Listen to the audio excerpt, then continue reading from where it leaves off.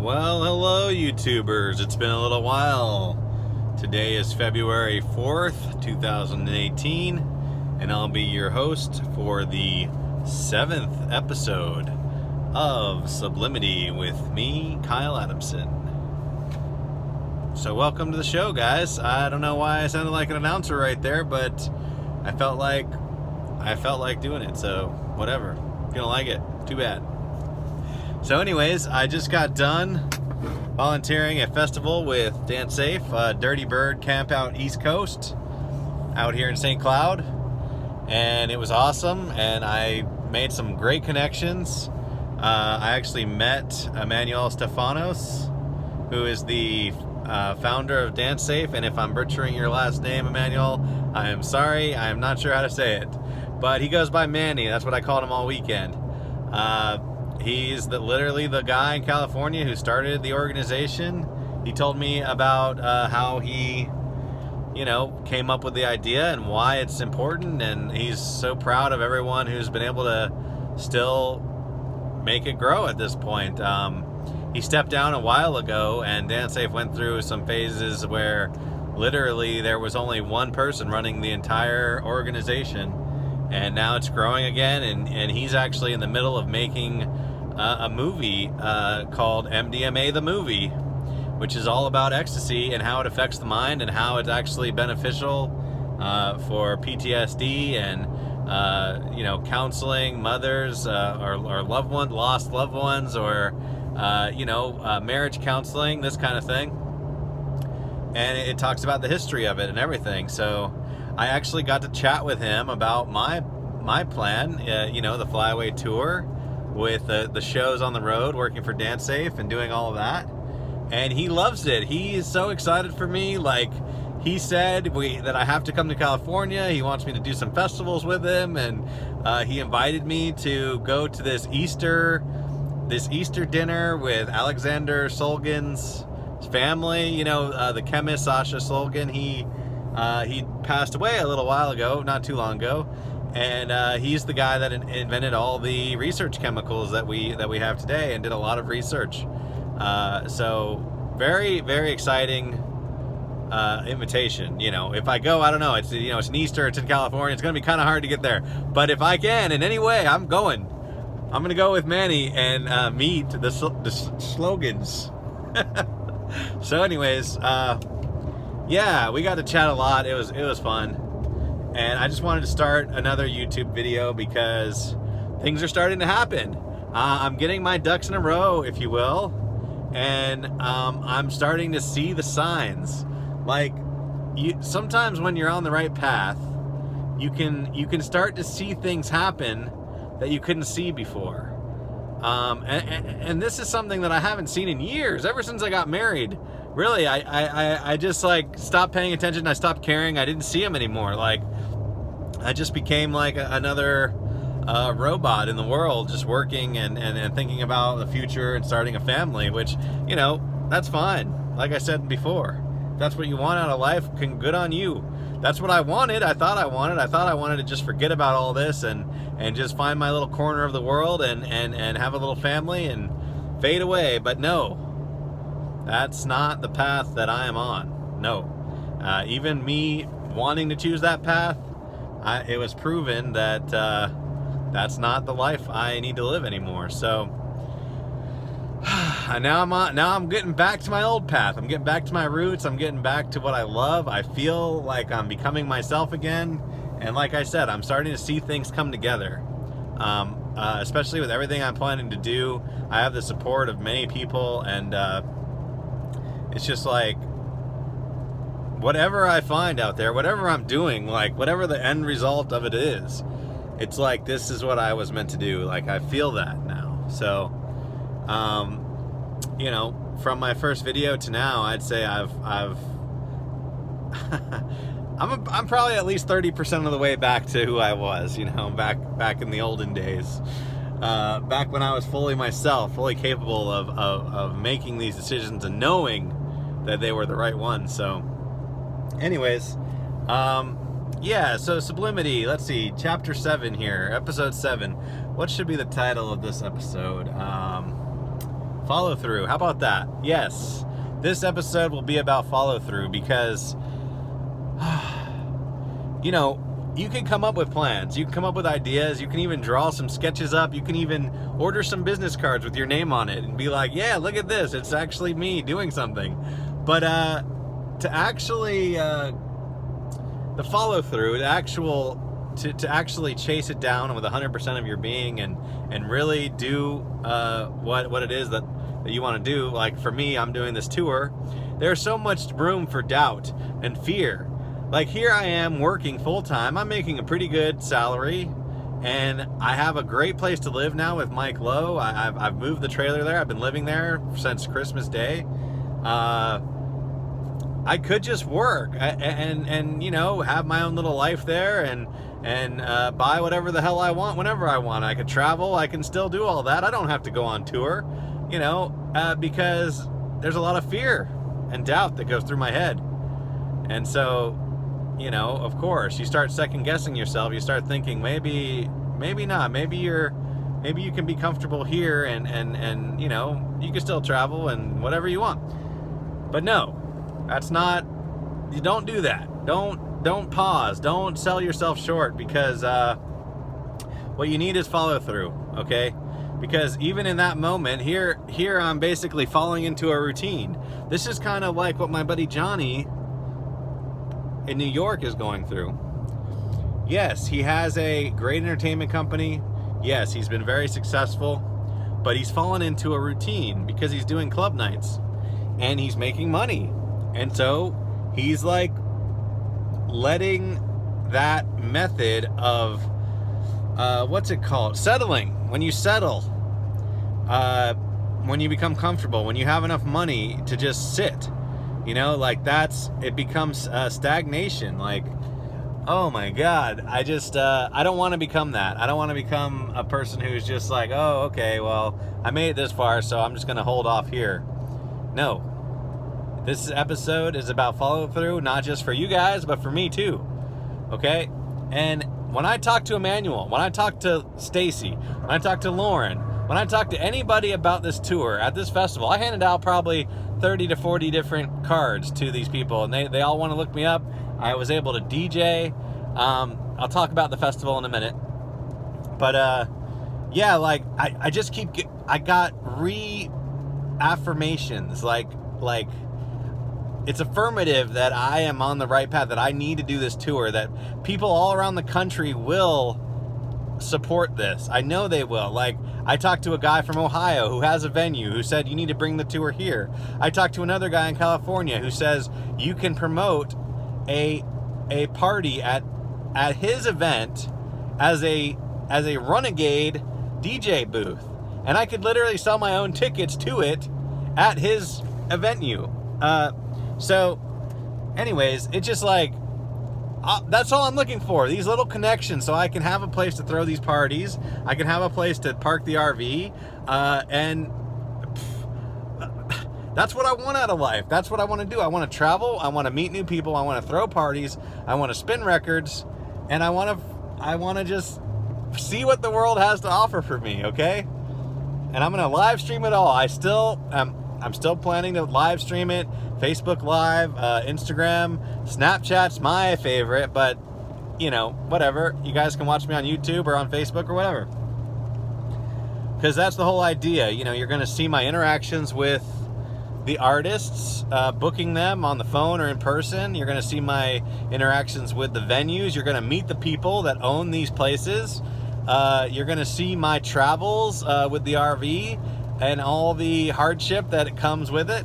You're basically going to be seeing my whole life through the eyes of some multiple cameras that you can tune in and look. So the idea is that the Flyaway Tour represents the ability to follow your dreams by using the tool of social media, right? Or the internet. It doesn't even have to be social media. The internet connects all of us, and that's the whole point.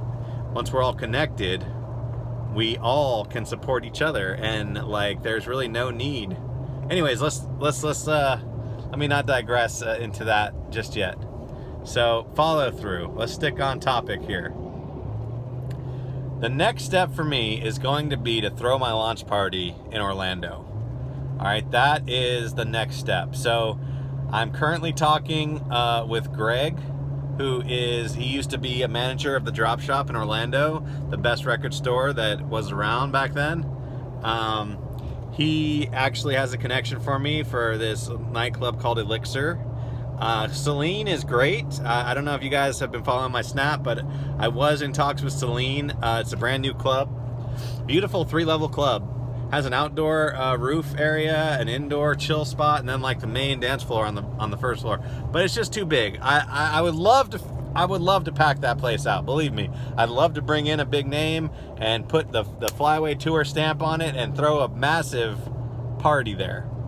But after thinking about it for a while, I actually don't want my parties to be that big. I want them to be smaller. Okay. Not only because it's easier, but like I like to manage my shows, like every aspect of them. And it's when you start giving other people responsibilities for things that you normally do, that's when your vision of what it should be starts to change. And so I don't want to do that. Like if I had a 2,000 person event, it'd be really hard to run that entire event by myself. So I think I'm going to stick between the 300 and 600 people mark. And like I said, I'm going to bring in local DJs. I'm going to play. I'm going to make it about glow parties and just uniting the ravers of the area. You know, that's what the Flyway Tour is all about. And so that's the next step for me. I have to book the venue and get the date. Then I can start promoting and actually throw the launch party, and then I'll have some material. I'll be able to get the message out during the promotions, like what it is I'm doing. I'm making a video with Patrick about the tour and about Dance Safe and about the documentary that I want to make as I travel around the country. I also want to volunteer with Dance Safe, and I want to capture all that on film. I want to meet the chapter heads all around the country, and it's going to be a movie about, it's not going to be a Dance Safe documentary as much as it's going to be a Dance Safe documentary through my telling of it and my life experience and why I do what I do and how I got to where I am. So it's going to have a lot to do with my brother, you know, passing away, and that's why I'm involved. That's why I so much love what Dance Safe does. And that's going to be like the main side project of the tour, is going to be making this story and getting the footage and editing it and creating a documentary of Dance Safe and why it's so important through my eyes, through my experience in life. So yeah, I was talking to Manny about that too. He loves it. He will do interviews. He told me, he's like, I will definitely vouch for you. Like, you can talk to anybody that I know, like, you know, as far as anybody involved with Dance Safe in the early days. Yeah, and we also talked a lot about MDMA therapy, you know, and I told him that throughout life, I've been like a urban Sherpa, if you will, with people with psychedelics and amphetamines. I have, because I've done a lot of drugs. I'm just going to be honest with you. I've done a lot of chemicals. I'm very experienced, and I know where the line is. I know how to help people. I know how to help you through a tough experience.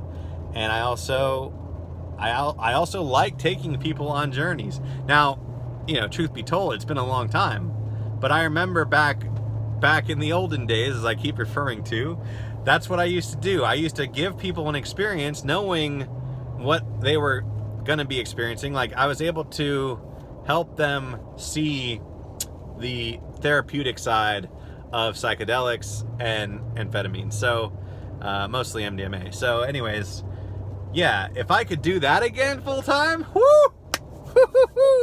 we're talking serious like commitment, because he was saying that in a few years, if MDMA does become a legal substance which can be prescribed for people with, you know, depression or PTSD, or like, you know, and anything like that, like there, you know, MAPS is something I'm also involved in. they're actually in their third stage for getting MDMA off the Schedule 1 list, which is very promising. They're thinking that MDMA is going to be a prescribable chemical by the year 2022. And if that happens, and I've already met Rick Doblin, he's the head chemist and scientist doctor who is running this program. This guy Manny said that there's going to be a huge need for psychedelic therapists. And he's like, of course, you're going to need a therapeutic license. You're going to have to go to college and all this. And I said, well, I don't know if I have all the time for that. I mean, maybe in this case, sure, maybe I do. But then he said, well, there are, psychedelic therapist assistants that you don't need a college degree for, but you pretty much still have a very similar role to play.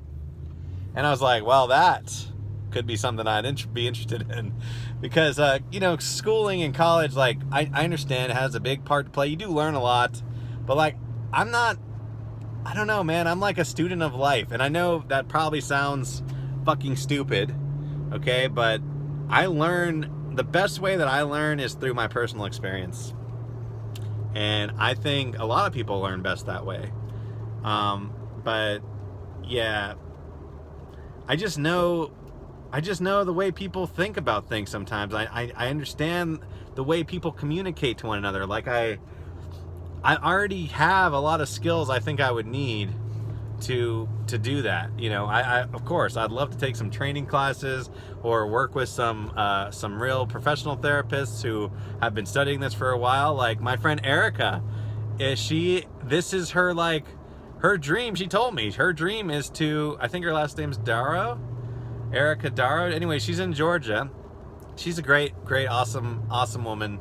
She's been doing so much cool stuff with MAPS, with the DPA conference, with Dance Safe. She's actually going to college, and this is actually what she wants to do. She wants to be a psychedelic therapist, and goddamn, that would be so cool. Like, the more I hear about it and the more I see it happening, and Erica and Manny making the movie, MDMA the movie, and then this whole thing about needing psychedelic therapists. Yeah, I mean, I would love to do that. But let's back up. Okay, back up. I just unraveled like a whole big box there. Let's put it all back in the box, and let's talk about the Flyway tour. So, venue, date, promotions, artists, all of that. I'm gonna capture it all on film, and it's gonna be posted either on this channel or on a new channel, probably a Flyway tour YouTube channel. And then we're gonna book at least 3 parties out, and then we're just gonna go for it. I still need cameras hooked up in the trailer. The website's mostly done. I still need to tweak it a little bit, and I need to add some live stream feeds onto it. But yeah, other than that, my house is still for sale. If my house doesn't sell in the next 2 months, I don't care. I'm lowering the price by like 30 grand or something, because this house is just, it's killing me. It's killing my soul. It's eating my insides out, and I cannot do. It's like this has been the main reason why I haven't been able to do anything yet, because the house, I have a lot of money tied up in that house and a lot of time that it's stressful trying to sell a house like while you're on the verge of doing something new, when you're not even living at the house. Like, it's tough. It's very tough. And so we're getting a new roof. I think I talked about that. The roofers finally said that they're going to be coming out next week, or not next week, the week after next week. So they told us it would take 2 to 3 days to replace the whole roof. So it should definitely be done by the end of February. And I think that after the new roof is on, then the house will sell. It should sell like that, because we're not raising the price, and we're going to say new roof. The roof, it is kind of old. It didn't have any leaks or anything, but it was kind of old. So, that's going to be a huge selling point. And it's pretty much all cleaned out at this point. There's a couple of big furniture pieces, and then like some very small section of books and other things. But yeah, I mean, the house will be completely cleaned out. We'll have a brand new roof. We're gonna clean the shit out of it next weekend, and that'll be it. Hopefully we'll be able to sell it. So once that happens, it's almost like, you know, those little the boxcar racers, how they're like set up on the hill, but there's like that little stopper in front of it, and then like when they're all in line, then they trigger the race and the little stopper drops out. That's what's going to happen to me when the house gets sold. See, it's going to go boop, and then the flyaway tour, it's going to go woo, it's going to roll. It's going to start rolling. So yeah, that's still weighing heavy on me and all that, but at the same time, I'm not letting it inhibit my personal growth, which has been huge. It's been huge. Getting involved with Dance Safe really has changed my life. It's really like helped me get back to who I am faster. And that could be like a side effect of the reason I joined, you know. So I love volunteering. I'm so happy when I do it, and it's like therapy for the soul, because you deal with people that are having rough times, that, you know, they have nowhere to turn, and people are constantly thanking you. You know, Dance Safe isn't just some random organization. A lot of people know who Dance Safe is, so people will just walk by and be like, thank you guys for being here so much, like, it's great, and you know, we love you. You know, people donate all the time. It's just like, it's just such a nice, it's just great to be able to provide that to these people that need it. A lot of them do. We probably did over 100 tests this weekend for people trying to identify things. So I'll talk about the festival a little bit, and then I'll end this this talk, just because I'm already at 22 minutes or so, and it's getting a little lengthy. I am currently pulling the trailer and doing this YouTube episode while driving down 192, going back to Mike Lowe's. I had just left the festival and decided now was a good time to make another episode about follow-through. So watch my Snapchat. You can follow me. It's the same username, Transmotion23, if you want to see some clips from the festival. But yeah, so crazy thing happened at Dirty Bird.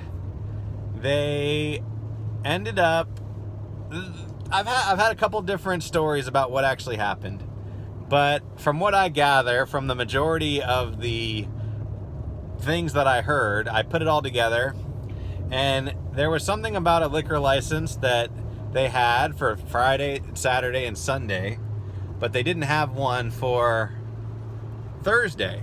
Well, every festival that we go to, Thursday night is like a pre-party night.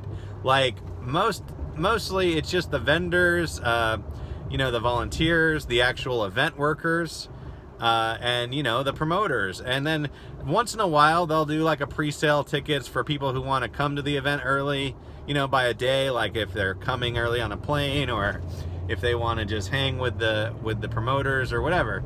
So at Dirty Bird, they actually did sell the pre-arrival pass, which was like the early pass to come in Thursday night. Well, anyways, that caused a huge problem. Not Thursday night, but Friday, it did, because somehow they found out about it, and they ended up pulling all the permits for the whole weekend for Dirty Bird. And what that caused was there to be no music Friday. Okay, now that's fucked. This is a music festival. It's a summer camp festival, yes. It's a camp out festival, yes. But the people are there for the music. The music is what makes everything happen. It brings everything alive. So anyways, Friday night, fucking no music. People are pissed. Well, honestly, no. Most people were okay. They were okay, but they weren't happy, you know. But they were like, still cool, like, don't worry, you know, maybe tomorrow, whatever. Some people did leave, but for the most part, the feeling was like, hell, let's just have a good time anyway. We're all here. We're all camped out. We're all, you know, feeling the same way. We all are going through the same thing. And anyways, it just so happened that a lot of people, not a lot, but there was like 3 or 4 camps that they actually brought their whole DJ setup, like me. I always bring my DJ stuff wherever I bring the trailer. I have it with me. And yeah, so there were some Renegade sets going on.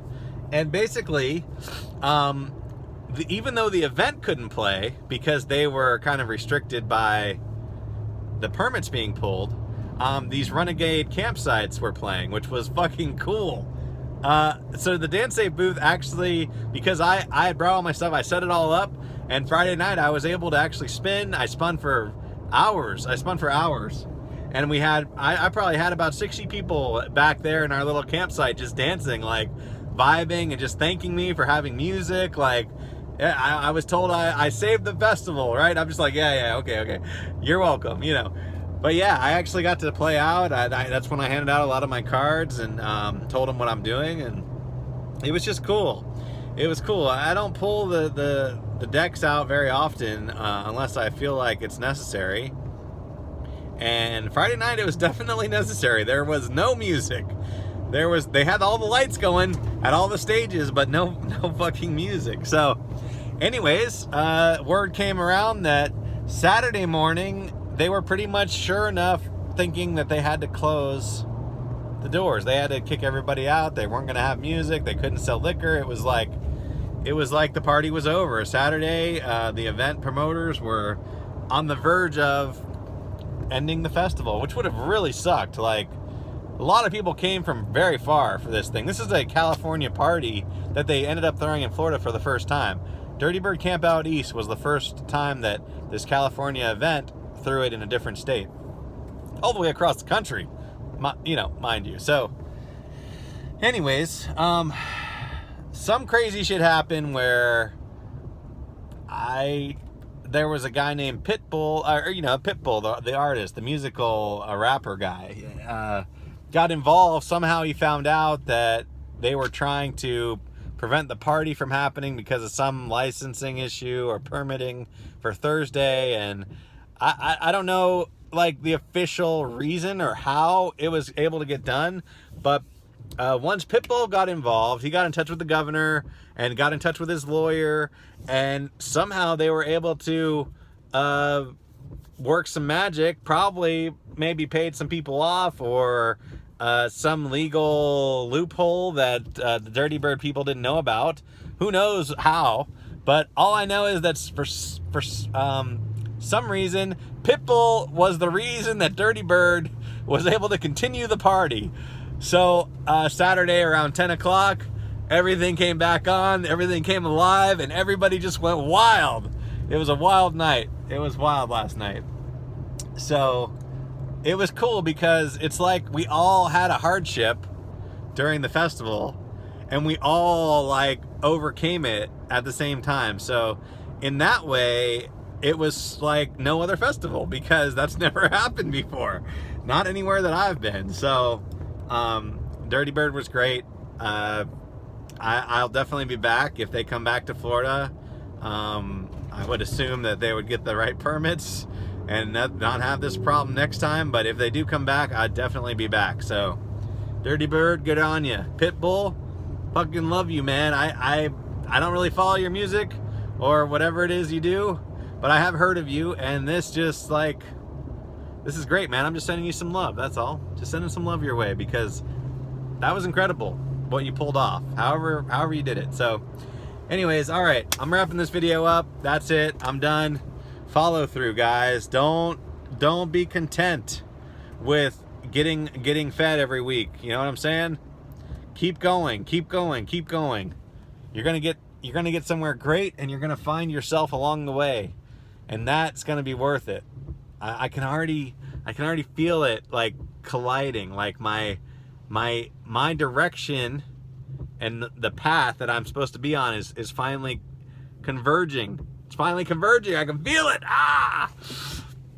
So anyways, I'm excited, if you couldn't tell. Feeling good. Talking with Manny, like I've said 3 times now in this video, that it really helped me. Really helped me perspective, you know, showed me that if he likes what I'm up to, if he thinks it's great, then I think it is too. It's just like a reaffirmation, you know, like that's what's that's my path. That's what I need to do. So met another one of his friends, Christine. She was really cool. Jamie was there. Stacy was there. Lauren was there. Calvin was there partial of the time. He fell asleep in his car and his phone died or something. And then we had Bobby Tiriano. Fucking butchering these last names today. Bobby, awesome job this weekend. If you ever watch this video, you win a volunteer of the weekend in my book. Good job, Bobby. He had a fox costume on for part of it, which was great. A onesie. Anyways, and then we had a new volunteer also, Joey V, who used to hang out with us at the booth at Asteria, a couple events we did. So it was really cool to see him on the other side now. He actually went through the program, he got certified, and now he's actually volunteering, which is like what we hope everybody wants to do at one point. So that was great. And if I forgot anybody, I'm sorry. I met some really cool chicks there. Zen, she was one of the medics. Very cool chick. She danced all night. She had a lot of great positive orange energy. I feel orange coming out there. And then this girl, this reporter chick, whose name is Jennifer. Jennifer, it was great to meet you this weekend. I'm so happy that we were able to get down and boogie together for a little time. Yeah, so she apparently writes columns about festivals and about things happening. So she has a great story for Dirty Bird. There's no doubt about that. So anyways, I love doing the festivals all day long, every day. If I could just do festivals all the time, I would. But I got my own dreams to follow too. I gotta follow up with those. So, all right, this is it. Kyle Adamson, your host, Sublimity, episode 7. Dance Safe Volunteer, signing out. Peace.